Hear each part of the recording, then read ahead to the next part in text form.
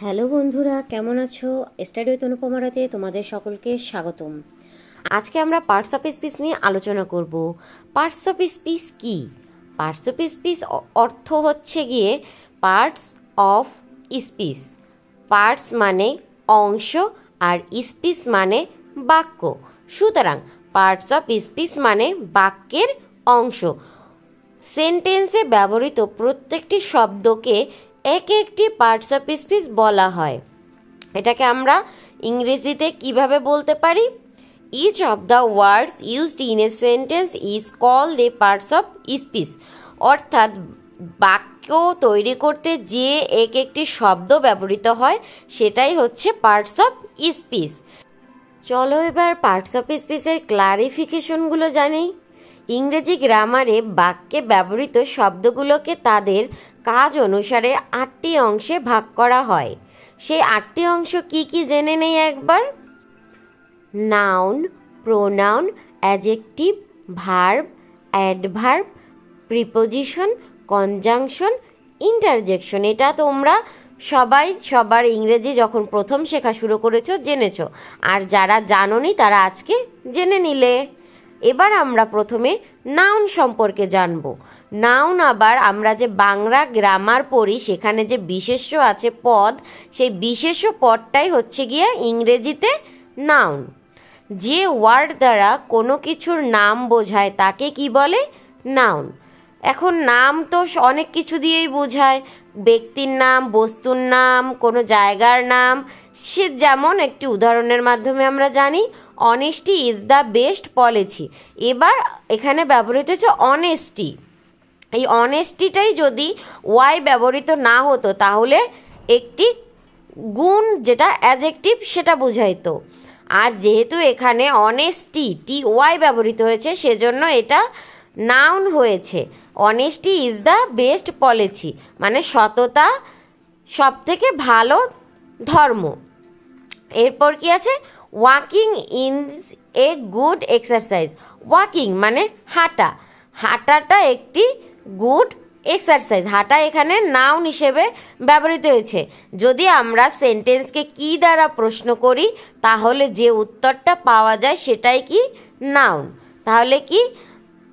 What is a good exercise, তাহলে কি একটি ভালো অভ্যাস, সেটা কি হবে? ওয়াকিং।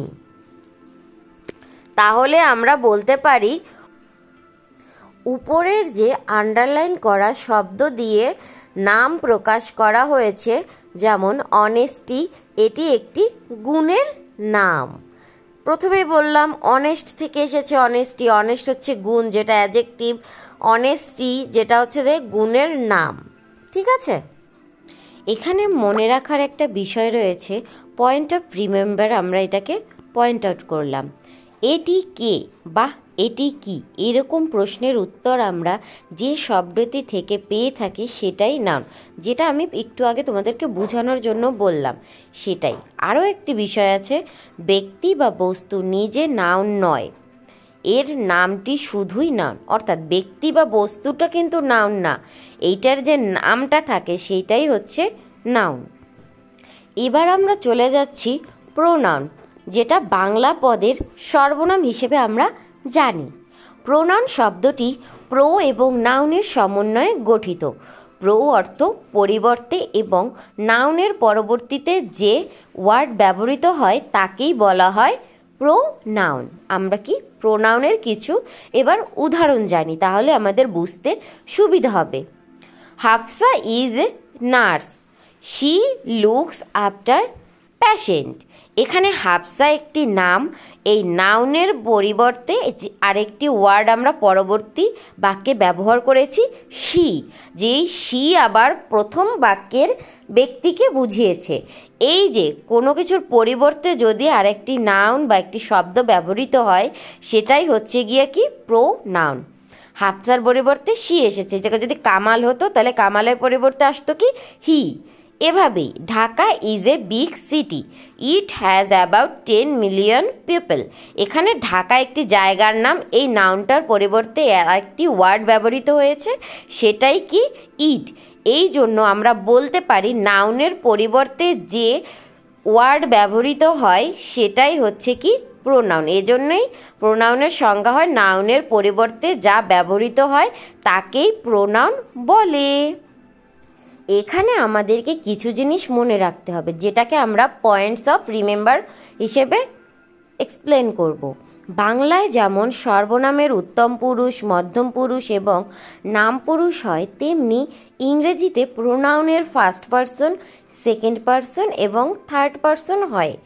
আমি, আমরা, আমাকে, আমাদেরকে, আমাদের, আমরা, আমার বোঝাতে প্রোনাউনের ফার্স্ট পারসন হয়, যেমন I, we, me, us, my, mine, our, ours. এভাবেই আমরা ওই যে প্রথমে হাফসার বদলে শি, ঢাকার বদলে ইট, কামালের পরিবর্তে হি, ফ্লাওয়ার্সের পরিবর্তে ইট, এগুলো ব্যবহার করব। আরও রয়েছে তুমি, তোমরা, তোমাকে, তোমাদেরকে, তোমার বোঝাতে প্রোনাউন এবং সেকেন্ড পারসন হয়, যেমন ইউ, ইয়োর, ইয়োর্স। আবার সে, তার, তাকে, তাদের, তাদেরকে, ইহা, ইহারা, ইহাকে, ইহাদেরকে, ইহার বোঝাতে প্রোনাউনের থার্ড পারসন হয়, যেমন he, she, his, him, her, hers, it, they, them, their, its, theirs. তাহলে আমরা কিভাবে বুঝতে পারলাম? এইগুলোই হচ্ছে গিয়া নাউনের প্রোনাউন ফর্মগুলো তোমার প্রোনাউনের ক্ষেত্রে বসবে। এবার আমরা প্রোনাউনের ব্যবহার অর্থাৎ প্রোনাউন কেন ব্যবহার করা হয় সেই সম্পর্কে একটি ছোট্ট ধারণা নেব।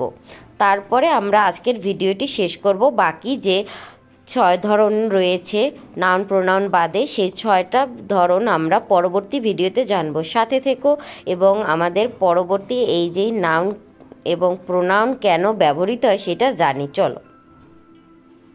প্রোনাউনের ব্যবহার।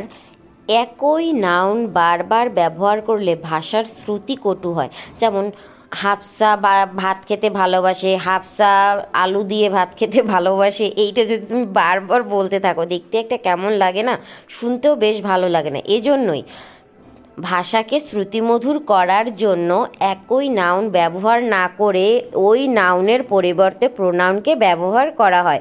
তাহলে আমরা নাউন ও প্রোনাউন সম্পর্কে একটি ক্লিয়ার ধারণা পেলাম। ঠিক আছে, আজকের মতো এখানেই বিদায় নিচ্ছি। বাকিটা আমরা পরবর্তী ভিডিওতে জানবো। ভালো থেকো সকলে। Thank you.